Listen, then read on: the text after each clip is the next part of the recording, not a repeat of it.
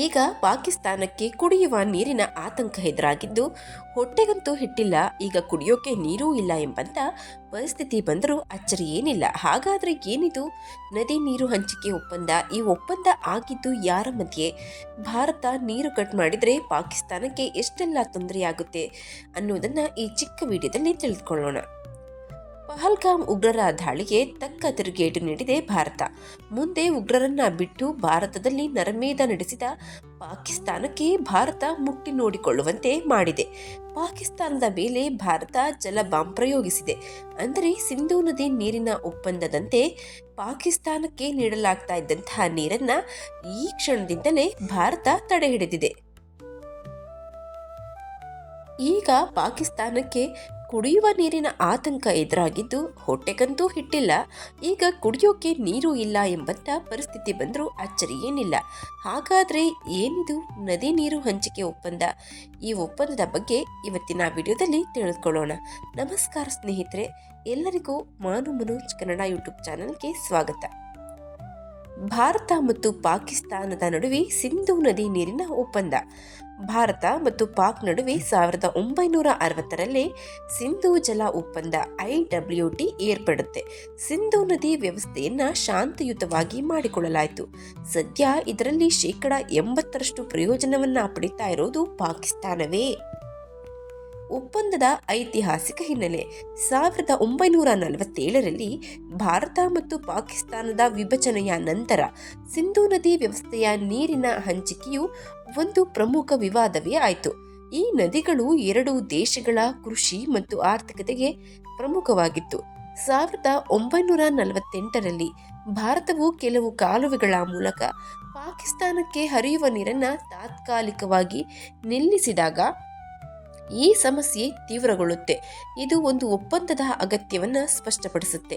1950ರ ದಶಕದಲ್ಲಿ ವಿಶ್ವ ಬ್ಯಾಂಕ್ನ ಮಧ್ಯಸ್ಥಿಕೆಯೊಂದಿಗೆ ಚರ್ಚೆಗಳು ಆರಂಭವಾಗುತ್ತೆ ಮತ್ತು ಸುಮಾರು 9 ವರ್ಷಗಳ ಸಂಧಾನದ ನಂತರ ಅಂದರೆ 1960ರಲ್ಲಿ ಒಪ್ಪಂದಕ್ಕೆ ಸಹಿ ಹಾಕಲಾಗುತ್ತೆ.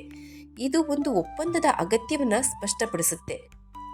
ಭಾರತ ಮತ್ತು ಪಾಕಿಸ್ತಾನದ ನಡುವಿನ ಉದ್ವಿಗ್ನ ಸಂಬಂಧಗಳ ಹೊರತಾಗಿಯೂ ಈ ಒಪ್ಪಂದವು 1965, 1971 ಮತ್ತು 1999ರ ಯುದ್ಧಗಳ ಸಂದರ್ಭದಲ್ಲಿಯೂ ಉಳಿದುಕೊಂಡಿರುತ್ತೆ. ಈ ನದಿಗಳು ಎರಡೂ ದೇಶಗಳ ಕೃಷಿಗೆ ಪ್ರಮುಖ.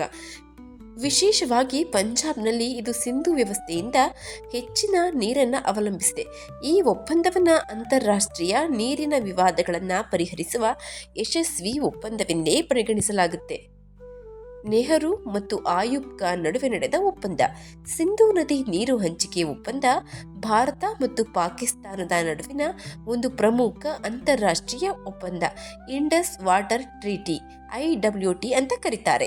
ಇದಕ್ಕೆ 1960ರ ಸೆಪ್ಟೆಂಬರ್ 19ರಂದು ಕರಾಚಿಯಲ್ಲಿ ಆಗಿನ ಭಾರತದ ಪ್ರಧಾನಮಂತ್ರಿ ಜವಾಹರ್ಲಾಲ್ ನೆಹರು ಮತ್ತು ಪಾಕಿಸ್ತಾನದ ಅಂದಿನ ಅಧ್ಯಕ್ಷ ಜನರಲ್ ಆಯೂಬ್ ಖಾನ್ ಸಹಿ ಮಾಡ್ತಾರೆ. ಈ ಒಪ್ಪಂದಕ್ಕೆ ವಿಶ್ವ ಬ್ಯಾಂಕ್, ಅಂದಿನ international bank for reconstruction and development ಮಧ್ಯಸ್ಥಿಕೆಯನ್ನು ವಹಿಸುತ್ತೆ. ಈ ಒಪ್ಪಂದಕ್ಕೆ ವಿಶ್ವ ಬ್ಯಾಂಕ್ನ ಅಂದಿನ international bank for reconstruction and development ಮಧ್ಯಸ್ಥಿಕೆಯನ್ನು ವಹಿಸುತ್ತೆ. ಎರಡು ದೇಶಗಳ ನಡುವೆ ನೀರಿನ ನಿಯಂತ್ರಣ. ಇದು ಸಿಂಧೂ ನದಿ ವ್ಯವಸ್ಥೆಯ ನೀರಿನ ಹಂಚಿಕೆಯನ್ನು ಎರಡೂ ದೇಶಗಳ ನಡುವೆ ನಿಯಂತ್ರಿಸುತ್ತೆ. ಈ ಒಪ್ಪಂದ ಇಂದಿಗೂ ಎರಡೂ ದೇಶಗಳ ನಡುವಿನ ಒಂದು ಸಂಕೀರ್ಣವಾದ ಒಡಂಬಡಿಕೆಯಾಗಿದ್ದು, ಹಲವಾರು ರಾಜಕೀಯ, ತಾಂತ್ರಿಕ ಮತ್ತು ಭೌಗೋಳಿಕ ಸವಾಲುಗಳನ್ನು ಎದುರಿಸ್ತಾ ಇದೆ. ಸಿಂಧೂ ನದಿಯ ವ್ಯವಸ್ಥೆಯು 6 ಪ್ರಮುಖ ನದಿಗಳನ್ನು ಒಳಗೊಂಡಿದೆ: ಸಿಂಧು, ಝೀಲಂ, ಚಿನಾಬ್, ರಾವಿ, ಬಿಯಾಸ್ ಮತ್ತು ಸಟ್ಲೆಜ್. ಈ ನದಿಗಳು ಭಾರತ, ಪಾಕ್, ಚೀನಾ, ಆಫ್ಘಾನಿಸ್ತಾನದ ಭಾಗಗಳಲ್ಲಿ ಹರಿಯುತ್ತೆ. ಅಂದರೆ ಒಪ್ಪಂದವು ಭಾರತ ಮತ್ತು ಪಾಕಿಸ್ತಾನದ ನಡುವಿನ ನೀರಿನ ಬಳಕೆಗೆ ಸೀಮಿತವಾಗಿದೆ. ಸಿಂಧೂ ನದಿಯ ಒಟ್ಟು ನೀರಿನ ಹರಿವಿನ ಸುಮಾರು 80% ಪಾಕಿಸ್ತಾನಕ್ಕೆ ಮತ್ತು 20% ಭಾರತಕ್ಕೆ ಸೀಮಿತ. ಸಿಂಧೂ ನದಿ ನೀರು ಹಂಚಿಕೆ ಒಪ್ಪಂದದ ಪ್ರಮುಖ ಅಂಶಗಳು: ನದಿಗಳ ವಿಭಜನೆ. ಪೂರ್ವದ ನದಿಗಳು ಅಂದರೆ ರಾವಿ, ಬಿಯಾಸ್ ಮತ್ತು ಸಟ್ಲೇಜ್ ನದಿಗಳ ಮೇಲೆ ಭಾರತಕ್ಕೆ ಸಂಪೂರ್ಣ ನಿಯಂತ್ರಣವಿದೆ. ಈ ನದಿಗಳ ನೀರನ್ನು ಭಾರತವು ತನ್ನ ಕೃಷಿ, ಜಲವಿದ್ಯುತ್ ಮತ್ತು ಇತರ ಅಗತ್ಯಗಳಿಗೆ ಬಳಸಿಕೊಳ್ಳಬಹುದು. ಇನ್ನು ಪಶ್ಚಿಮದ ನದಿಗಳು ಸಿಂಧು, ಝೀಲಂ, ಚೀನಾಬ್ ನದಿಗಳ ಮೇಲೆ ಪಾಕಿಸ್ತಾನಕ್ಕೆ ಪ್ರಾಥಮಿಕ ಹಕ್ಕಿದೆ. ಆದರೆ ಭಾರತವು ಈ ನದಿಗಳಿಂದ ಕೆಲವು ಪರಿಮಿತ ಬಳಕೆಗೆ, ಅಂದರೆ ಕೃಷಿ, ಜಲವಿದ್ಯುತ್ ಉತ್ಪಾದನೆ ಇತ್ಯಾದಿಗಳಿಗೆ ಮಾತ್ರ ಅನುಮತಿಯನ್ನು ಹೊಂದಿದೆ.